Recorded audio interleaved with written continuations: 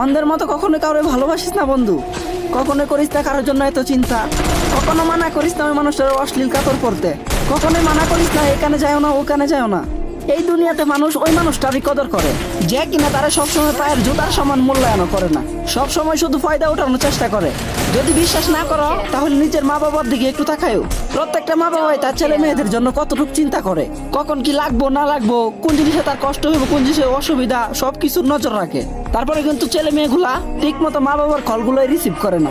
ওইগুলা নিয়ে যদি মা বাবা কোনো শাসন করতে যায় তখন ঠিক মতো খাওয়া দাওয়া করে না, আবার কথায় কথায় বলে আমি বাড়ি থেকেই চলে যাবো।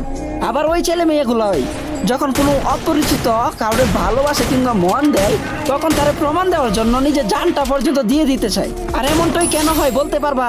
কারণ এটা দুনিয়া, এখানে যখন কেউ সহজে কোনো জিনিস পাইয়া যায়, এটা যে কোনো জিনিসই হোক না কেন, ওই জিনিসটার কদর কখনোই করে না। আমি তোরে এটা বলতে চাইতেছি না যে তুই ওই মানুষটারে ভালোবাসিস, তো ওই মানুষটারে তুই ছাইরা দে।